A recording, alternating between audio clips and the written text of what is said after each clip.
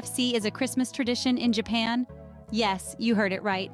When the festive season rolls around, the Japanese folks don't roast chestnuts over an open fire.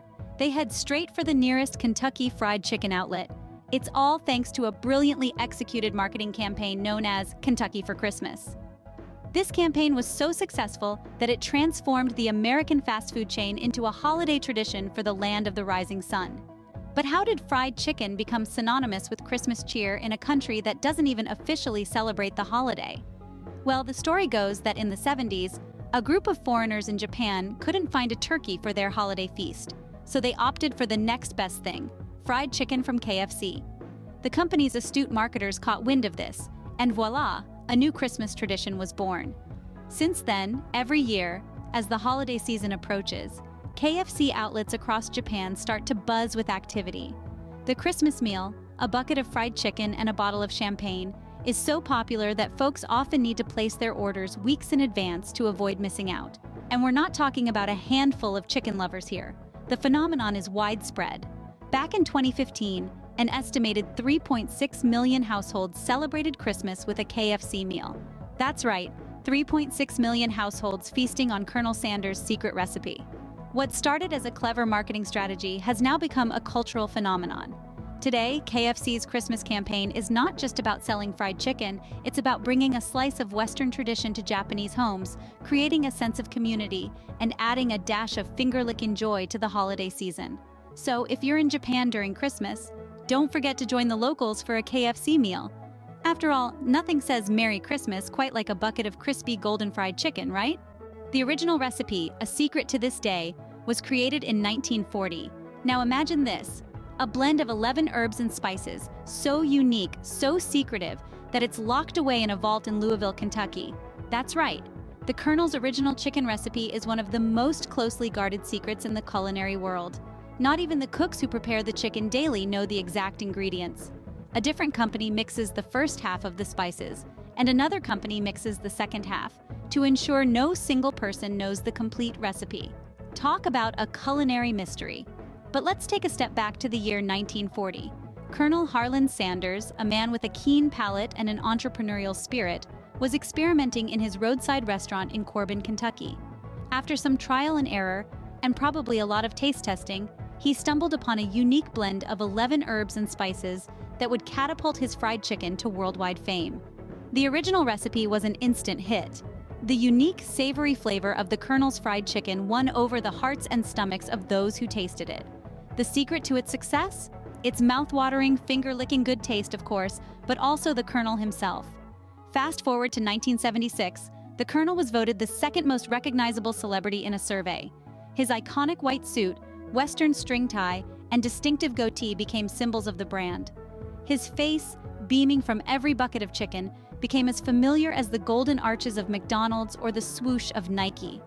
The Colonel was more than just the founder of a fast food chain.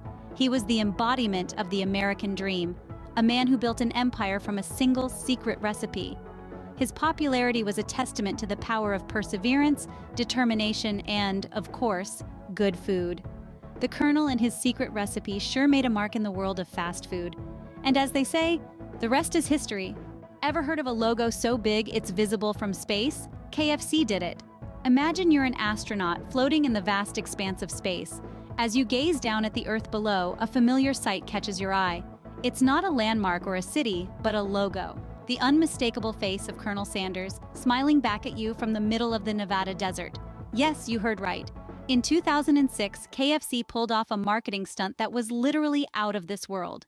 As part of a global re-imaging campaign, KFC decided to make their mark in a way that had never been done before. They chose a location in the barren Area 51 desert and set to work creating a massive version of their logo. The end result was an astonishing 87,500 square feet of Colonel Sanders' face, so big it could be seen from space. The scale of this project was mind-boggling. It took 6 days, 600 gallons of paint, and 685 30x 30-foot painted tiles to bring the Colonel's face to life on such a grand scale. And it wasn't just for show. The logo was made from materials that were eco-friendly and biodegradable, showing KFC's commitment to not just marketing, but also to the environment. Why go to such lengths for a logo, you might ask?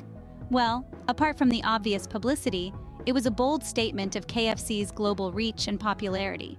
The giant Colonel Sanders in the desert was a nod to the brand's innovative spirit and its refusal to be confined by traditional marketing methods. It was a literal representation of KFC's slogan at the time, "Face the world."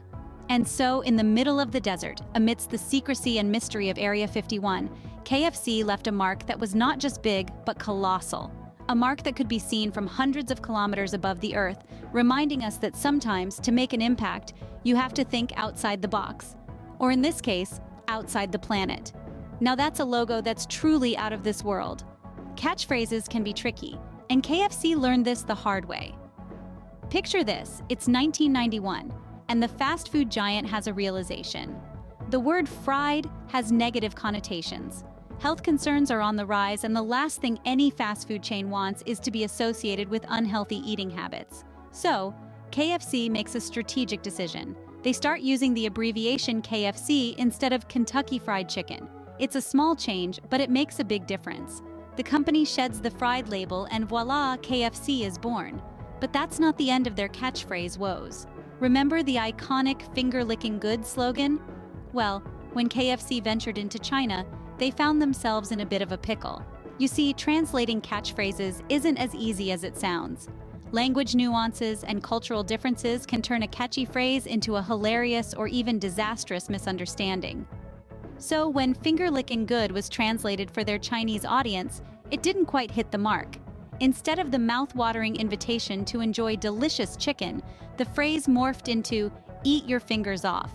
Not exactly the tantalizing image KFC was going for. Can you imagine the surprise of the Chinese customers? It's a humorous mishap, but it certainly highlights the challenges of taking a brand global. And yet, despite these catchphrase mishaps, KFC has remained a beloved brand worldwide.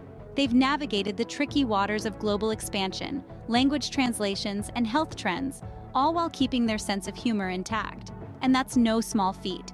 It's a testament to the strength and resilience of the brand. So, next time you sink your teeth into a piece of KFC's delicious chicken or hear one of their catchy slogans, remember these stories. Behind every bite, every catchphrase, there's a rich history full of interesting twists and turns. Next time you hear a KFC catchphrase, remember, it might have an interesting story behind it.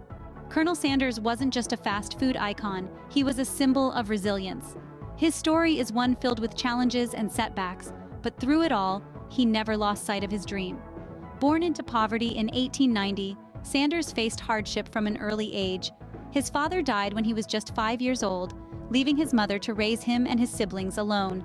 At the tender age of 10, he started working as a farmhand to help support his family. Fast forward to 1930, Sanders was running a service station in Kentucky.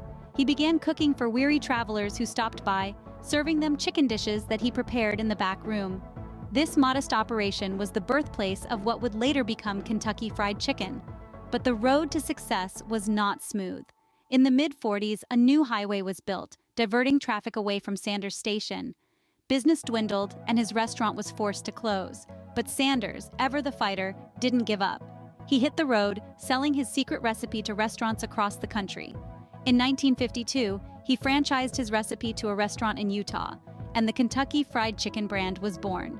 However, even then, success was not immediate. Sanders sold his interest in the U.S. company in 1964, but retained rights to the brand in Canada and overseas. His life was a testament to the power of perseverance. Despite the numerous obstacles he encountered, he never stopped believing in his dream. His original shop may have burned down, he may have been dirt poor at one point, but Sanders kept on building. Whether you're a fan of KFC or not, there's no denying the resilience and determination of Colonel Sanders. His story is a reminder to us all. No matter the challenges we face, we should never give up on our dreams. After all, who knows? You might just create something that will be loved by millions around the world.